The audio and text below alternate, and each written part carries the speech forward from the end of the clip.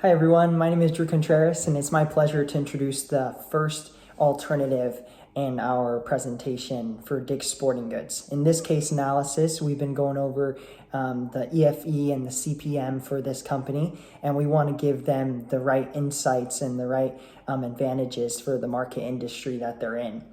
And for this alternative, it's a different kind of idea, but it's for the times, right? Like times are always changing. We see this evolving pattern and look through globalization and through e-commerce and the rate of communication that we see the internet has on this phenomenon of world, right? And so we've got e-commerce being a huge factor in our EFE, and how we can improve this e-commerce is through a revamp of our ad campaigns and marketing.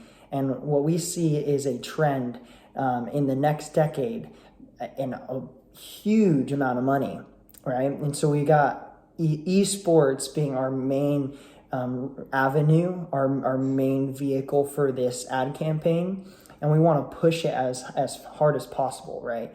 So we'll be pushing esports in our ad campaigns, and that way we'll increase revenue and more brand awareness and brand recognition will be available to the youth. And the next generation of athletes, where are they going to be, right? Where are they going to be dedicating most of their time? Well, it's going to be on the internet.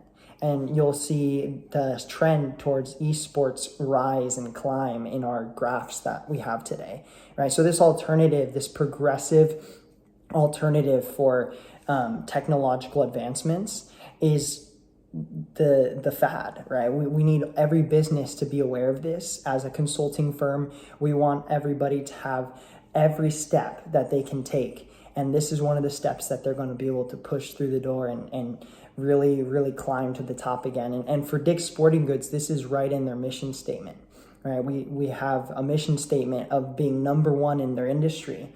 And how can we help them achieve that goal? Well, let's get to it, right? The e-commerce, the esports.